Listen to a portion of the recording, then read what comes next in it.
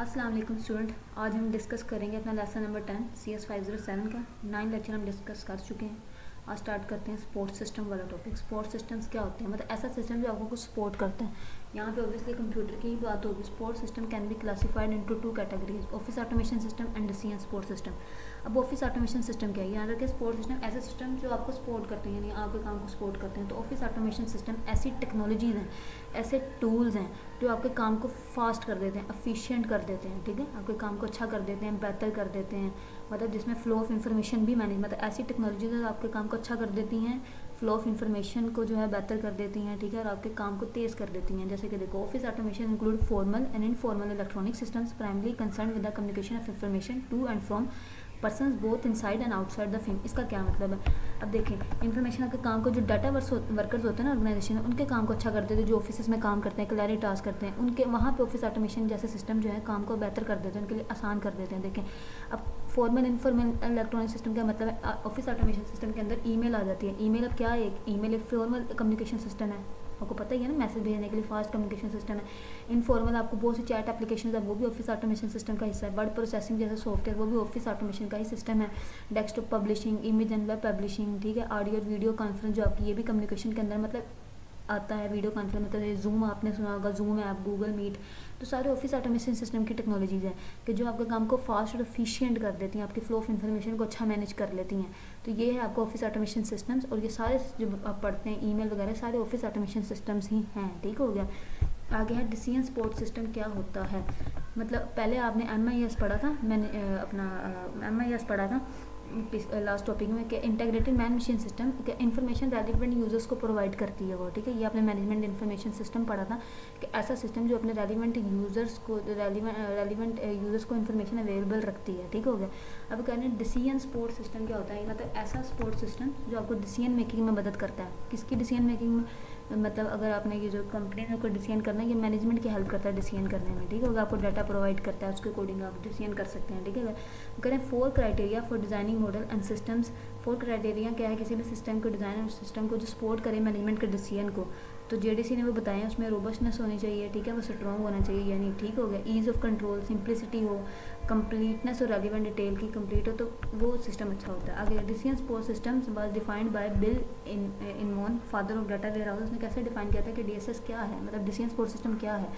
मतलब ये ऐसा सिस्टम है जो आपकी ह्यूरिस्टिक फैशन में जो है आपको देता है। मतलब ह्यूरिस्टिक फैशन क्या, ऐसी टेक्निक होती है, मतलब heuristic simply means a particular technique to directing one attention in learning. मतलब ह्यूरिस्टिक एक ऐसी प्रॉब्लम सॉल्विंग अप्रोच है जिसके ज़रिए जो है आप चीज़ों को, प्रॉब्लम को सोल्व करते हो। इतनी एफिशिएंट, मतलब इतनी एफिशिएंट नहीं है लेकिन बेहतर है, इतनी परफेक्ट नहीं है लेकिन एफिशिएंट है, ठीक हो गया। तो क्या करेंगे, आप आ भी सकते हैं कि ह्यूरिस्टिक सिंपली मीन्स, ठीक है, एक पार्ट आपको MCQs में आ सकता है, ठीक है। तो DSS में क्या होता है, इसके अंदर से ये करते हैं कि हम इसमें ना आप डाटा अपडेट नहीं होता, इसके अंदर एग्जिस्टिंग डाटा को ही देखते हैं आप, ठीक है। इसमें आप एग्जिस्टिंग डाटा की एनालिसिस करते हैं। DSS के अंदर डाटा अपडेट नहीं होता, आप करते हैं ह्यूरिस्टिक फैशन में, आप जो डाटा उसकी एनालिसिस करते हैं, मतलब डाटा की सारी स्टडी का ना ह्यूरिस्टिक फैशन में करते हैं, ठीक हो गया। अभी ह्यूरिस्टिक क्या होता है ये आपने पढ़ लिया, ठीक है। अब ये एग्जांपल लिखी हुई है, ये डिसीजन सपोर्ट सिस्टम की भी एग्जांपल लिखी हुई, ये आपने इसका डिफरेंशिएट, इसकी फंक्शनैलिटीज देख लेनी है MIS एंड DSS की, ठीक है। Information and monitoring and controlling the business, ठीक है। Health and non routine decision making में हेल्प करती है। रेगुलर रिपोर्ट्स आपको देती है, ठीक है। Users are not link with structure information flow, ठीक है। रिपोर्ट फॉर्मेट्स प्रोवाइड करती है। मॉडल पे ज़्यादा एम्फेसिस करती है, डिस्प्ले पे, ग्राफिक पे, एडहोर क्यूरीज पर। तो ये आपने इसकी फंक्शनैलिटीज चेक कर लेंगे।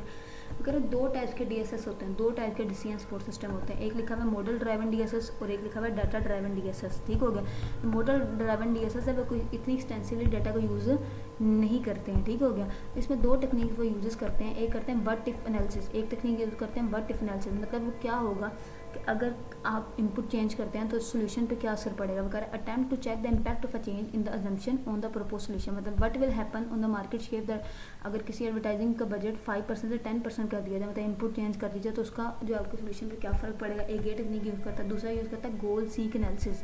गोल seek analysis attempt to find the value of input necessary, मतलब कोई आउटपुट चाहिए हो तो वो ये इसमें ट्राई ये ढूंढने की करते हैं कि हमें कितनी इनपुट देनी पड़ेगी। मतलब DSS solution yield a profit of $2M, ठीक है। बट विल बी नेसेसरी, अगर सेल वॉल्यूम बढ़ानी हो प्रॉफिट करने के लिए 2.2 तक, तो हम कितनी सेल वॉल्यूम को बढ़ाना पड़ेगा। तो ये आप इसमें देखते हैं, एक इसमें क्या टेक्निक है, एक है बट इफ एनालिसिस वाली टेक्निक है, एक है गोल सीक एनालिसिस वाली टेक्निक है, ठीक हो गया। तो ये आपने पढ़ लेना है। तो ये इसके सिस्टम को कंबाइन करता है, यूज स्ट्रॉन्ग मॉडल, ठीक है। ये डाटा और पैरामीटर्स जो usually provide by decision maker होता है उनको एनालिसिस करते हैं, क्योंकि एक्सटेंसिवली डाटा को खुद यूज़ नहीं करते, ठीक है। अब डाटा ड्राइवन डीएसएस क्या होता है कि लार्ज पूल्स ऑफ डाटा होते हैं, मतलब ये ज़्यादातर डाटा पे बेस करता है। This system use large pools of data, ठीक है। This system rely on data warehouse, जहाँ पर डाटा सारा स्टोर होता है फ्रॉम ट्रांजेक्शन प्रोसेसिंग सिस्टम। दो टेक्निक ये यूज़ करता है, एक यूज़ करता है ऑनलाइन एनालिटिकल प्रोसेसिंग और एक है डाटा मीनिंग की प्रोसेसिंग। ये आगे जाके आप लेक्चर नंबर 11 में आई थिंक पढ़ेंगे, ठीक होगा। डीएसएस के कंपोनेंट कौन कौन से हैं, ठीक है। कंपोनेंट्स ऑफ डीएसएस कौन से हैं, एक है डीएसएस डाटाबेस, ठीक है, the collection of current and historical data from external internal sources. Decision support system, decision support software systems हैं, ठीक है। ये इसके बाद डाटा वेयर हाउस क्या है, data warehouse is a logical connection, मतलब जिस लॉजिकल कलेक्शन होती है इन्फॉर्मेशन की, ठीक है। तो it is a gather from different operational database से हम यूज़ करते हैं कि बिजनेस इंटेलिजेंस के लिए सपोर्ट करेगा बिजनेस एनालिसिस एक्टिविटीज़ को, डिसीजन मेकिंग टास्क को, ठीक है। तो term data warehouse generally refers to combination many different, मतलब हम डाटा वेयर हाउस कहते हैं बहुत से डाटा के कम्बिनेशन को एक जगह रख दीजिए तो वो आपको डाटा वेयर हाउस कहलाते हैं, ठीक है। तो ये आपने देख लेना है।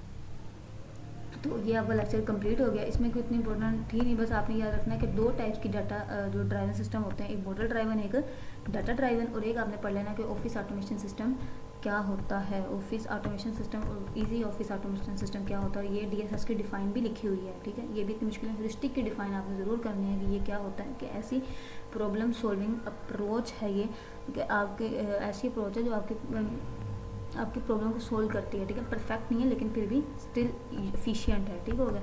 तो ये आपने अपना लेक्चर चेक कर लेना है। इसके अलावा आपका कोई क्वेश्चन हो तो आप कमेंट कर सकते हैं। अगर आपको वीडियो पसंद आए लाइक करें, शेयर एंड सब्सक्राइब। अल्लाह हाफिज़।